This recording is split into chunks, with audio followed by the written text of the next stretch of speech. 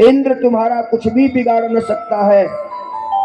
सुखदेव जी कहते हैं ऐसा कह करके प्रभु चल पड़े और आ करके 7 कोस का जो गोवर्धन है प्रभु ने उनको गोप बालकों की रक्षा करने के लिए अपनी कन की अंगुली में गोवर्धन को उठा लिया। बोले वृंदावन बिहारी लाल की जय। इति योगपैकेन हस्तेन कृत्वा गोवर्धनाचलम्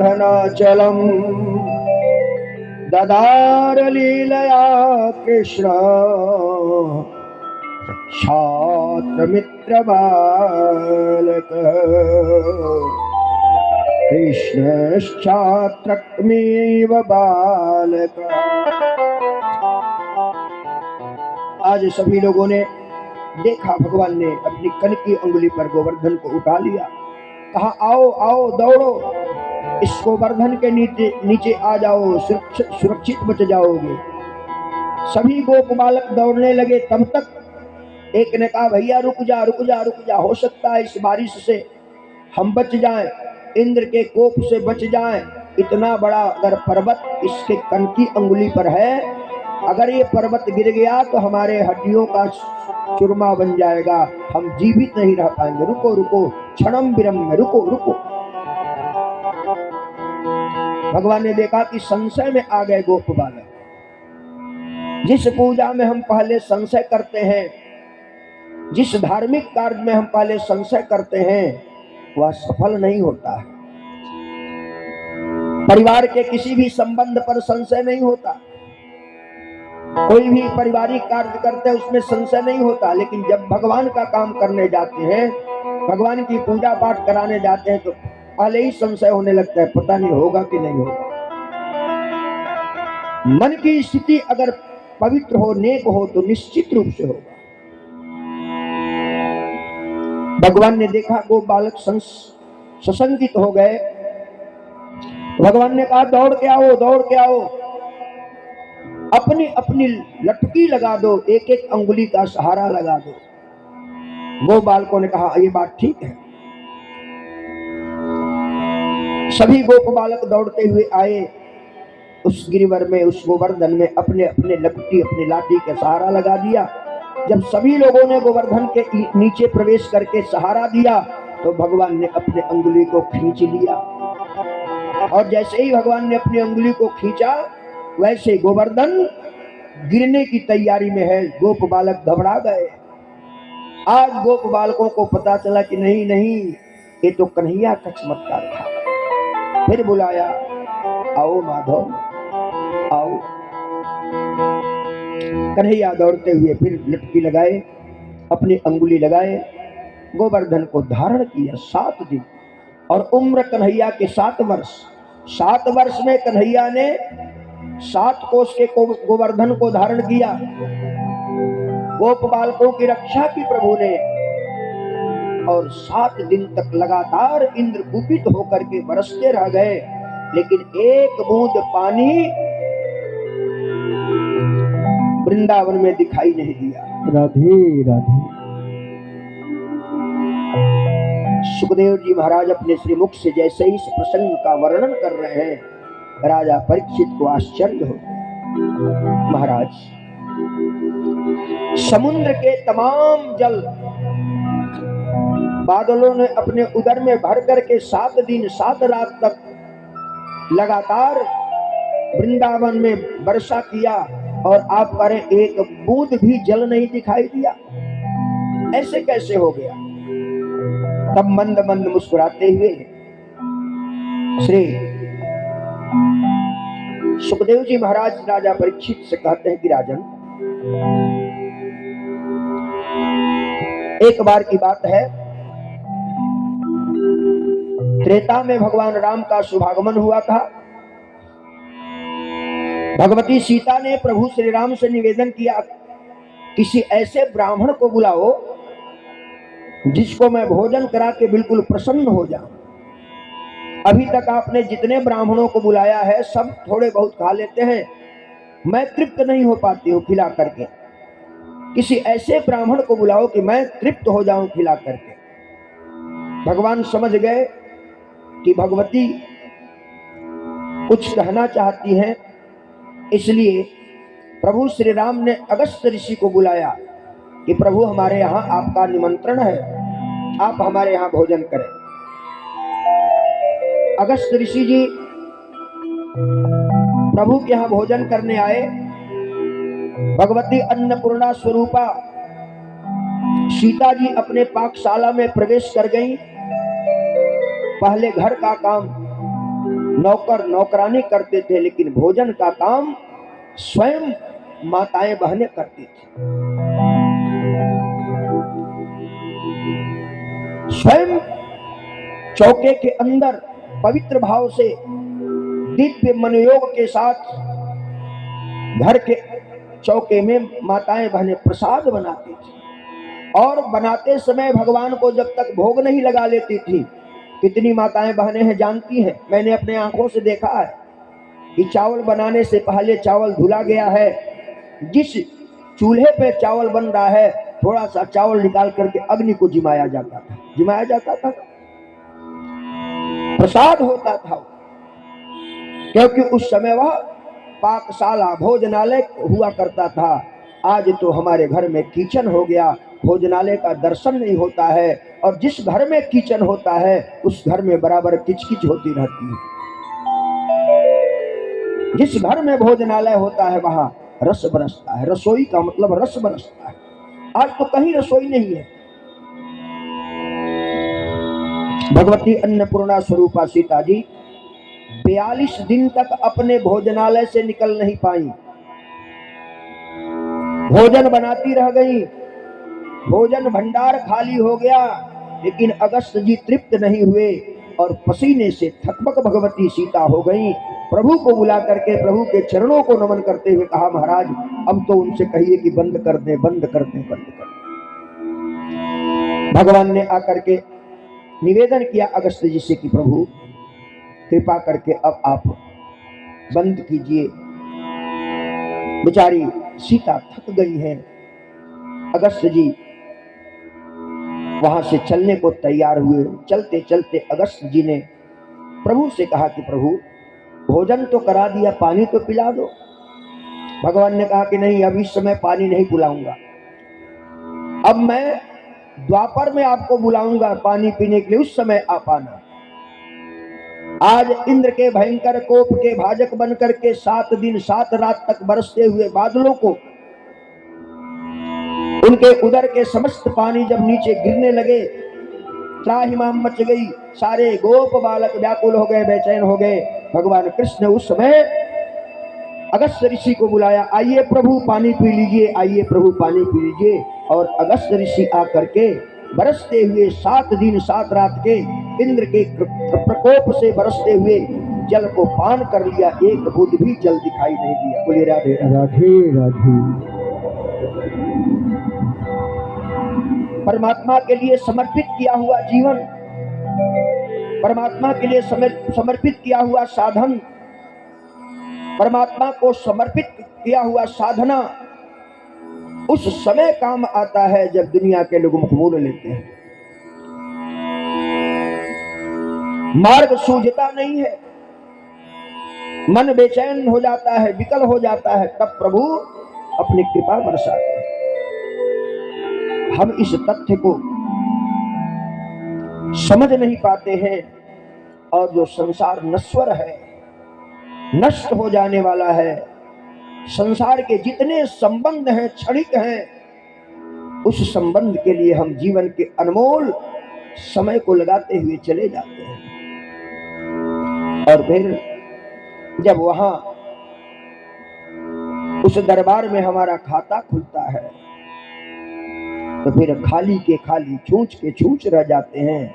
फिर जिस आवागमन के चक्र से छूटने के लिए प्रभु ने कृपा करके मानव जीवन दिया था, फिर उस आवागमन में ही हम फंस गए। नाना प्रकार के योनियों में भटकते हुए, व्याकुल बेचैन होते हुए, फिर करोड़ों वर्ष के बाद प्रभु के कृपा के पात्र बने, फिर करोड़ों वर्ष के बाद मनुष्य जीवन मिला। अब पता नहीं उस समय क्या हो। इसलिए गोस्वामी तुलसीदास जी ने विनय पत्रिका में लिखा है, अबलो न सानी अब न सही हो, अबलो न सानी अब न सही हो, अबलो न सानी अब न सही हो, अबलो न सानी अब न सही हो, अबलो न सानी राम कृपा भव निशा शिरानी, राम कृपा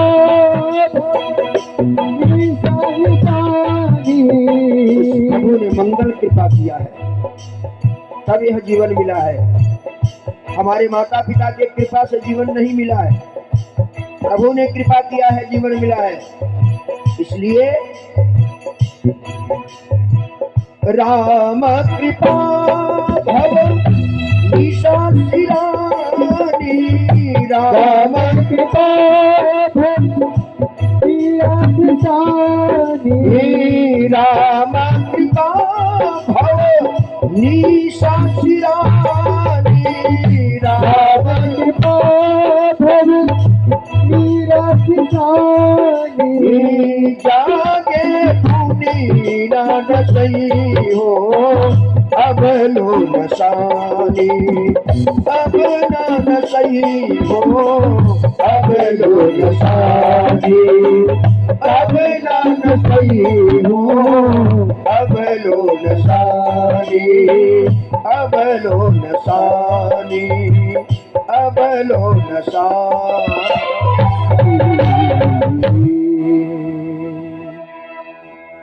अच्छी एक बात बताओ आप लोग, गिरने का भय कहाँ रहता है?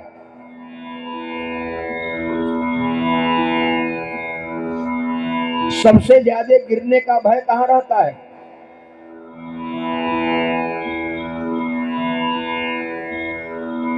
क्या बात है, आज भर पेट पूरी सब्जी मिलेगा ना, बारात की बात है ना, चिंता क्यों करते हो आप? सबसे ज्यादा गिरने का भय ऊंचाई से रहता है। जो जमीन पर बैठता है वो गिरता नहीं है, जो ऊंचाई पर बैठता है वो गिरता है। समझ गए हम क्या कहना चाहते हैं? रोज सारे पेपरों में कथा का बड़ा सुंदर वर्णन आ रहा है, लेकिन फोटो उन लोगों का आ रहा है जो नीचे बैठे हुए हैं। अहंकार से नीचे उतर करके जो अपने जीवन को जीता है, भगवान के कैमरे में कैद हो जाता है। और जो अहंकार की ऊंचाई पर बैठ करके भगवान की कथा को सुनता है, फिर भगवान का कैमरा उधर जाता ही नहीं है। राधे राधे। इसलिए जीवन से अहंकार निकाल, जो परमात्मा को, अरे फिल्मी दुनिया वाले कहते हैं जो तुमको हो पसंद वही बात करेंगे, तुम दिन को कहो तो दिन को कहो, रात तो हम रात। तो जो प्रभु को पसंद हो वो काम करें, और जो प्रभु को पसंद है ऐसा जब काम करते हैं तो प्रभु के यहाँ हमारा स्थान सुरक्षित हो जाता है। आज भगवान ने गोवर्धन धारण करके गोप बालकों की रक्षा किया। सभी गोप बालकों ने भगवान का अभिषेक किया है। इंद्र को पता चल गया कि ये साधारण शक्ति नहीं है, ये तो वो है जो हमको भी पैदा करके रखा है, हमारे उत्पत्ति का केंद्र है भगवान। इसलिए इंद्र का अहंकार चूर हो गया। भगवान के सामने इंद्र आके खड़े हो गए और इंद्र ने हाथ जोड़ करके भगवान से प्रार्थना किया, अनुनय विनय किया। इंद्र कहते हैं प्रभु से हाथ जोड़ करके, नमस्तुभ्यं भगवते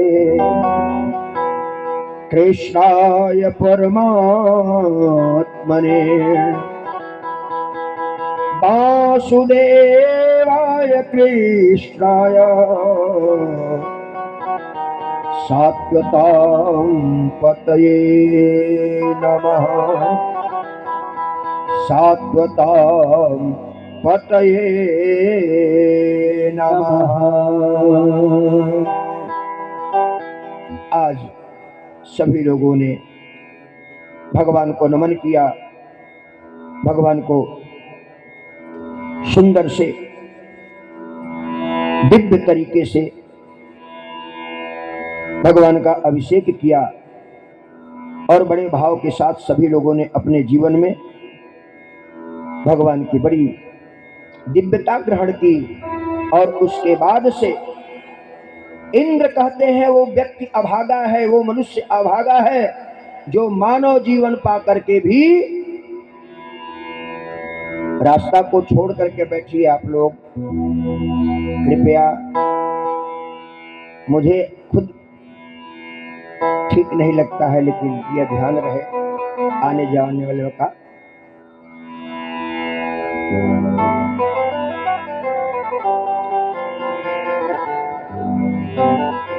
कुछ कुर्सियों को ऐसे किनारे लगा दिया जाए जो लोग नीचे बैठने में असमर्थ हैं। एक बार बता दूं, बुरा तो नहीं मानेंगे, और अगर मानेंगे भी तो क्या बिगड़ेगा मेरा। महाभारत का समय था, भगवान कृष्ण अर्जुन को उपदेश दे रहे थे। 18 अध्याय गीता का उपदेश अर्जुन को प्रभु ने दिया। उसी समय हनुमान जी आ गए और हनुमान जी ने प्रभु के सामने हाथ जोड़ करके स्तुति वंदना करते हुए कहा, प्रभु हम भी धन्य हो गए, हम भी कृत हो गए। भगवान ने कहा क्या हुआ हनुमान? हनुमान जी ने कहा महाराज, आज आपने अर्जुन को जो 18 अध्याय गीता सुनाया, मैं भी सुन रहा था, मैं धन्य धन्य हो गया, कृत हो गया। भगवान ने कहा तुम थे कहां? उन्होंने कहा प्रभु वो जो पताका लहर रहा है ना, वहीं बैठा हुआ था। भगवान ने कहा जाओ 50 हो जाओ। हनुमान जी घबरा गए, व्याकुल हो गए, बेचैन हो गए। हनुमान जी ने कहा प्रभु ऐसा क्यों? उनने कहा कि वक्ता से ऊपर अगर श्रोता का आसन होता है तो निश्चित रूप से उसके जीवन में आनंद नहीं आता है। हमारे ऊपर, हम तुम आकाश पर बैठ करके कथा सुन रहे थे, मैं नीचे खड़ा होकर कथा सुना रहा था। हनुमान जी कांप गए, अनुशासन है। हनुमान जी कांप गए, कहा प्रभु क्षमा कीजिए, इस अभिशाप से कैसे बचूं, कृपा करके वो युक्ति बताइए, फार्मूला बताइए। भगवान ने कहा 50 गीता लिखो। हनुमान जी ने 50 गीता लिखा, उससे मुक्ति मिली। अगर शरीर में बल है, स्वास्थ्य ठीक है, नीचे बैठ करके हम कथा सुनने में समर्थ है तो बैठना चाहिए, कहीं कोई दिक्कत नहीं, क्योंकि भगवान से ऊंचा कोई हो ही नहीं सकता। हाँ शरीर दुर्बल है, कठिनाई है, तो आप कुर्सी पर बैठ के सुने, लेकिन आपका आसन वहां होना चाहिए जो दूसरे को सुनने में या देखने में कठिनाई नहीं है। कथा का नियम है, जो पहले आता है पहले स्थान पाता है। आपके बेटे की शादी हो, 9 बजे बारात की चढ़त हो गई, 10:30-11 बजे तक पांडाल में बारात पहुंच गई और हम पहुंचे 12 बजे, तो जूठन मिलेगा कि 1 नंबर का माल मिलेगा? जरा बताओ। जो छूटा हुआ होगा वही मिलेगा ना। अगर आप वहां शिकायत करने लगो, महाराज मैं तो 12 बजे रात को आया, मुझे 1 नंबर का मिठाई नहीं मिला, कुछ खाने को नहीं मिला, तो भैया 9 बजे हमने बुलाया था, तुम 12 बजे आए।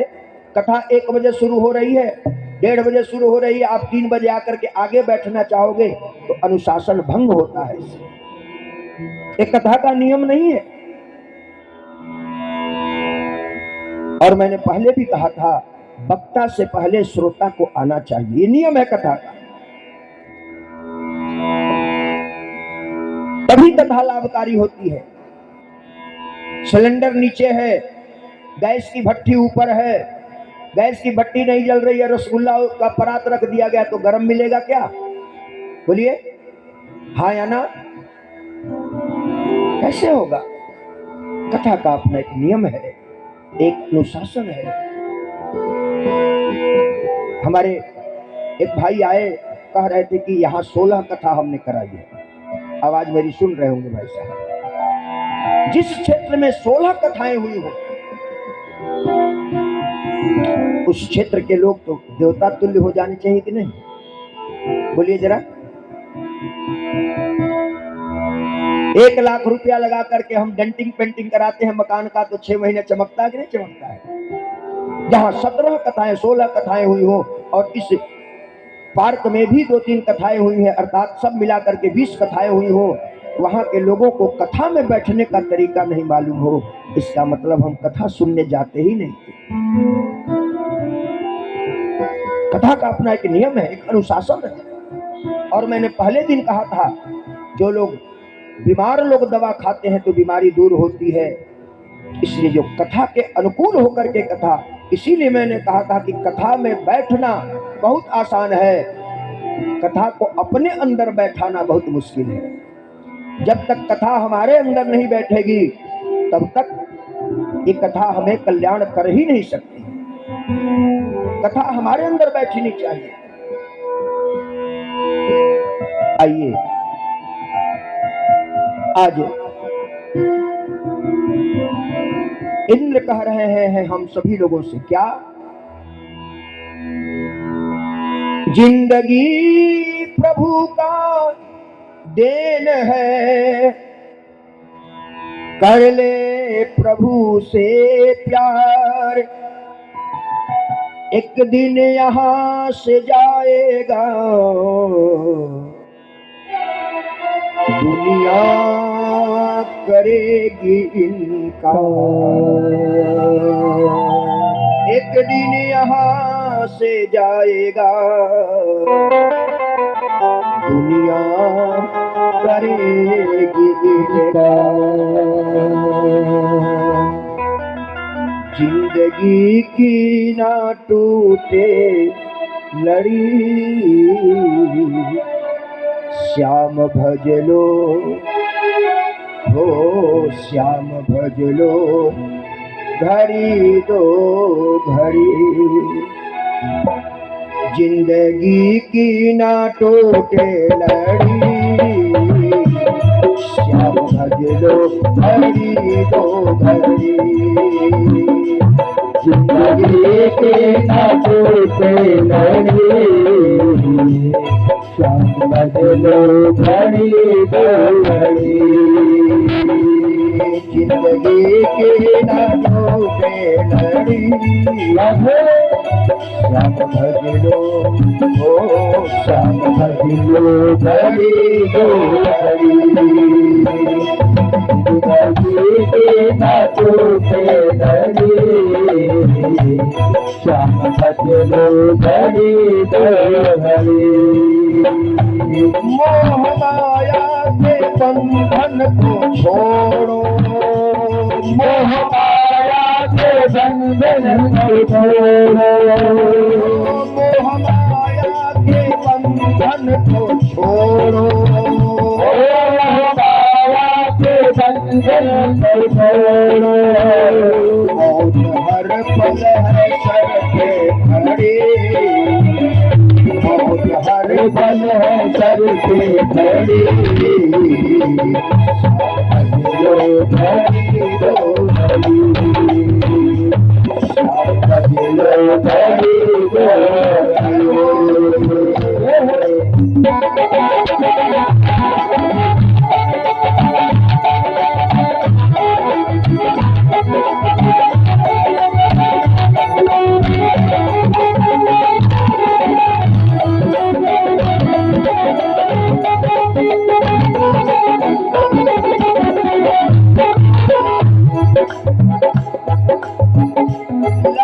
दौलत कमाई तो क्या, लाख दौलत कमाई तो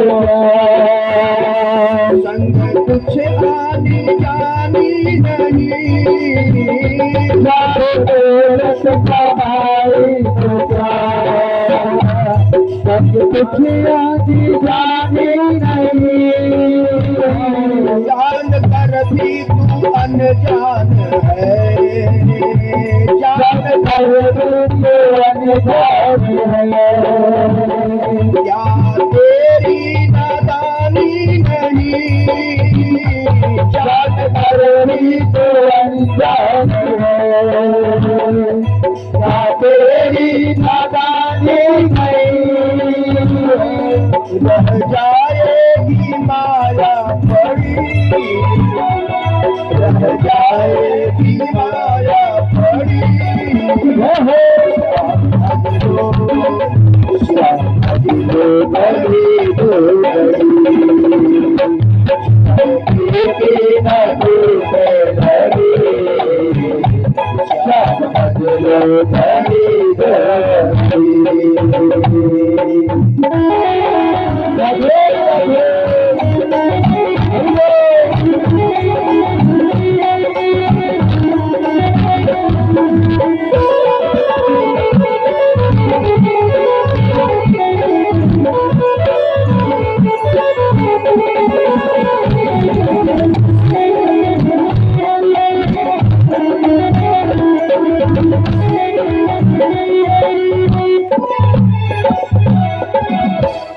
उन पावों का चलना भी क्या, जो सत्संग में उठे नहीं, उन भावों का चलना बिता,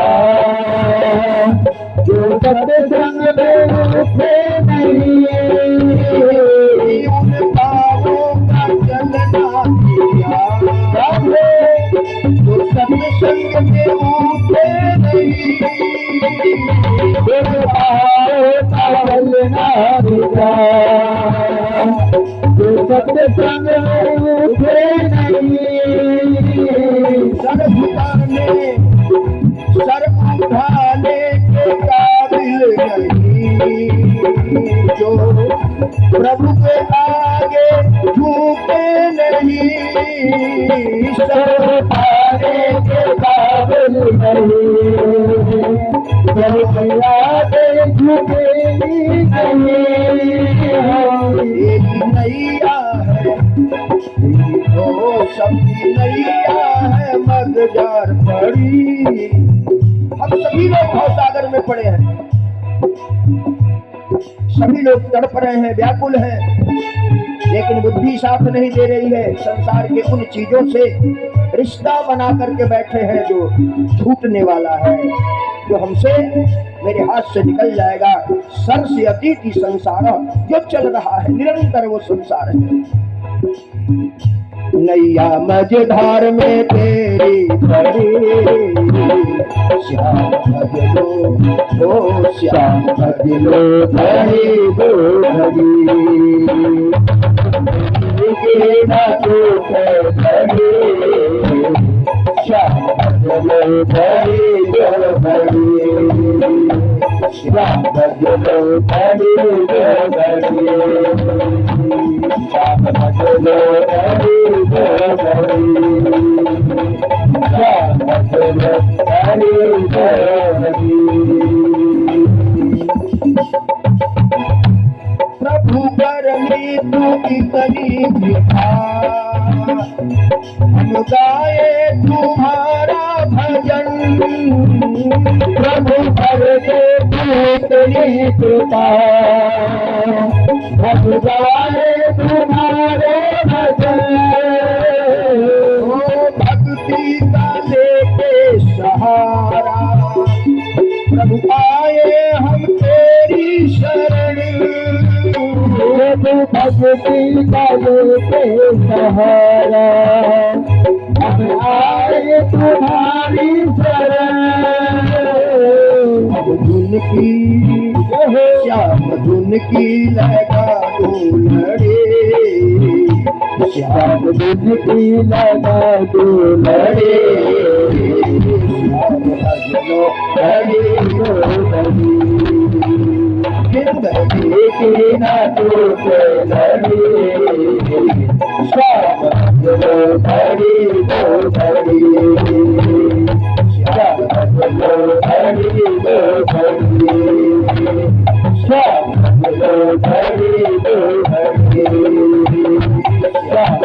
बोलो हरि बोल हरि।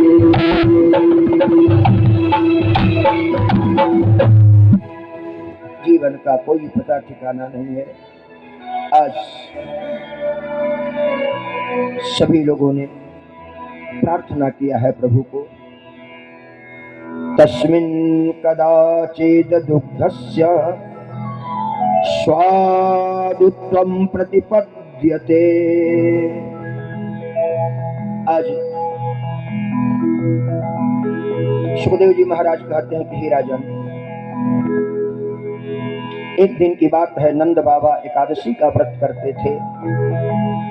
द्वादशी में जमुना जी स्नान करने के बाद, दान पुण्य करने के बाद पारण करते थे। हर एकादशी को प्रातः काल 4 बजे ब्रह्म मुहूर्त में नंद बाबा जमुना स्नान करने जाते थे। लेकिन अब आज नंद बाबा को समय का भान नहीं रहा। अर्धरात्रि में 12 बजे रात्रि में प्रातः काल 4 बजे समझ करके अपने चारपाई से उठ गए, नित्य क्रियाओं से निवृत्त होकर के अर्धरात्रि के समय नंद बाबा जमुना के पास पहुंच गए। जमुना में जैसे डुबकी लगाई, उस समय अर्धरात्रि को वरुण के अनुचर चल रहे थे। अर्धरात्रि को गंगा में स्नान नहीं करना चाहिए। ब्रह्म मुहूर्त में जब गंगा में स्नान करते हैं तब देव शक्तियों का आशीर्वाद मिलता है, लेकिन रात्रि में, अर्धरात्रि में तो अनुचर भगवान के नहीं चलते। वो समय राक्षसों का है। वरुण के जितने भी सिपाही थे नंद बाबा को पकड़ करके लेके वरुण लोक में प्रवेश कर गए। वरुण ने देखा, नंद बाबा को बंदी बना करके कारागार में डाल दिया। प्रातः काल हुआ, नंद बाबा की खोज मची, ढूंढ मची, कहीं नंद बाबा दिखाई नहीं दिए। अब हुआ, नंद बाबा गए तो कहां गए? भगवान समझ गए कि नंद बाबा तो असमय जमुना में स्नान करने गए। इसका मतलब स्नान करते हुए उनका हरण हो गया। भगवान जल मार्ग से वरुण लोक पहुंचे। वरुण ने जैसे ही प्रभु को देखा, हाथ जोड़ करके प्रार्थना करने लगा, निवेदन करने लगा, मैं धन्य हो गया, मैं कृत हो गया, आज मेरे लोक में प्रभु का शुभागमन हो गया। वहां भगवान का आतिथ्य सत्कार हो रहा है। बड़े बड़े देवता हाथ जोड़े स्तुति वंदना कर रहे हैं। वरुण स्वयं कांप रहा है, प्रभु के चरणों के पास बैठ करके प्रभु से स्तुति वंदना कर रहा है। और ये सारी क्रियाकलाप नंद बाबा कारागार में बंद देख रहे हैं। अरे मेरे लाला की यारी है यहाँ क्या? मेरे लाला के आते ही आते ये इतना कुछ हो रहा है। आज वरुण भगवान से कह रहे हैं कि नमस्तुभ्यं भगवते ब्रह्मणे परमात्मने न यत्न श्रुते माया लोका सृष्टि विकल्पनः। हे परब्रह्म परमात्मा भगवान, आपको मेरा नमस्कार है। आप माया से परे हैं, आपको मेरा नमस्कार है। आपका स्वागत है, आपका स्वागत है। इस स्वागत कार्यक्रम को देख करके नंद बाबा बड़े प्रसन्न हुए। सभी स्वागतकर्ताओं को भगवान कृष्ण ने झुक करके उनका अभिवादन स्वीकार किया। और आज नंद बाबा देख रहे हैं कि मेरे कृष्ण के लिए तो बैठने के लिए सुंदर आसन लग रहा है, बड़ा दिव्य सुसज्जित आसन वरुण ने दिया। भगवान बैठे, आतिथ्य सत्कार हुआ। तब भगवान ने कहा कि बताओ वरुण, तुम हमारे पिताजी को क्यों पकड़ के लाए? वरुण कांप गए, प्रार्थना करने लगे, महाराज मैं नहीं समझ पाया और आज मेरे भाग्य खुल गए। अगर आज नंद बाबा नहीं आए होते तो वरुण लोक में भी आनंद नहीं आता। अगर वह आ गए, आपके कृपा के पात्र हम बन गए, आपके दर्शन करने का मौका प्राप्त हो गया। इसलिए प्रभु क्षमा करें। आज वरुण लोक से प्रभु ने अपने पिता को लेकर के आए। नंद बाबा ने एकादशी का पारण किया और आज सुखदेव जी कहते हैं कि मनुष्य के जीवन की सबसे बड़ी रात्रि है, क्योंकि 12 महीने में 12 पूर्णिमाएं आती हैं, लेकिन 12 पूर्णिमा में एक पूर्णिमा ऐसी है जिसका नाम है शरद पूर्णिमा। उस पूर्णिमा की दिव्यता, उस पूर्णिमा की सूचिता जो भगवान के लिए अहर्निश समर्पित होता है, और उसी शरद पूर्णिमा को आज भी हम खीर बना करके चंद्रमा के दिव्य किरणों के सामने रख देते हैं। तो ऐसी मान्यता है कि उस दिन चंद्रमा के द्वारा अमृत की वर्षा होती है। शरद पूर्णिमा की बात है। सुखदेव जी कहते हैं कि हे राजन, भगवान पिता रात्रि शरदोदपुल्लमालिका विक्षरन्तुं मनश्चक्रे योगमायामुपाश्रितः। हे राजन, परीक्षित, जब गोविंद ने देखा कि शरद ऋतु आ पहुंची है, चमेली आदि के फूल खिलने लगे हैं, रात सजी सुंदर सुहावन, भगवान ने योग माया का आश्रय लेकर के क्रीड़ा किया। भगवान ने रात्रि के समय अपने मधुवन में बड़ी सुंदर बंसी बजाई, और जब बंसी बजाई तो गोपियों ने उस बंसी की तान को सुनी, मधुर बंसी की। गोपियां बेचारी सब कुछ छोड़ करके दौड़ पड़ी बंसी की तान सुनते हुए।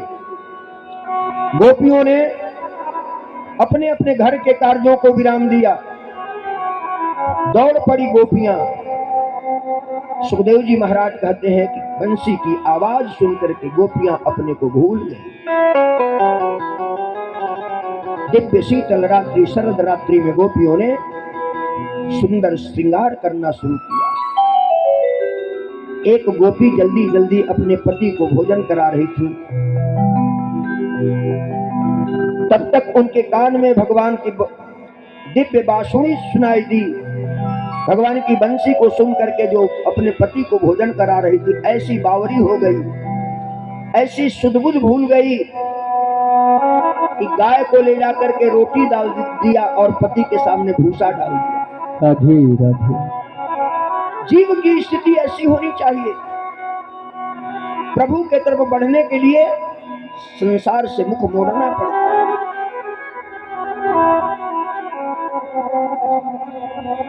एक गोपी तो श्रृंगार कर रही थी, उसी समय बंसी की आवाज सुनाई दी। इतनी विकल हो गई, व्याकुल हो गई, बस होठ के लिपस्टिक को पैर में लगा दिया, पैर के महावर को होठ में लगा दिया। एक गोपी तो शरद पूर्णिमा के लिए खीर बना रही थी, इतने में भगवान की बंसी सुनाई दी, व्याकुल हो गई, बेचैन हो गई, भूल गई, और साग में चीनी डाल दिया, शक्कर डाल दिया और खीर में नमक डाल दिया। सभी बेचैन होकर के भाग चले। बाजी भागे बाजी घर छोड़ी बाजी, बाजी भा मार्ग भुलाई, बाजी व्याकुल आंगन में। बाजी घर छोड़ भाजी, बाजी डर छोड़ भाजी, बाजी बर छोड़ भाजी, व्याधि लागी तन में। सभी गोपियों ने अपने कार्य को विराम दिया, दौड़ पड़ी, भाग चली। किसके लिए? प्रभु के लिए। भगवान वृंदावन के पावन सघन वन में विराजमान है। बंसी बजा रहे हैं। गोपियों ने सब कुछ त्याग करके छोड़ करके अर्धरात्रि को भगवान के पास पहुंच गए। और जैसे ही भगवान के पास पहुंची, भगवान ने देखा गोपियों को आते हुए, मंद मंद मुस्कुराने लगे और गोपियों का स्वागत किया उन्होंने। भगवान गोपियों से कहते हैं, स्वागतम वो महाभाग प्रियम किम करवाणि वह ब्रजस्यानामयं किंचिद कृतागमन कारणम। राधे राधे। भगवान ने गोपियों का स्वागत किया। जब गोपियां भगवान के पास आ गईं, मनमस्त हो गईं, भगवान के स्वागत को स्वीकार किया गोपियों ने, तो भगवान ने गोपियों से एक प्रश्न किया, देवियां जानती हो आप सभी शादीशुदा हो, जो नारी अपने पति को छोड़ करके अर्धरात्रि में दूसरे पुरुष के पास जाती है, उस नारी को 1000 वर्ष तक पाप योनि में भटकना पड़ता है। पता है तुमको? इतना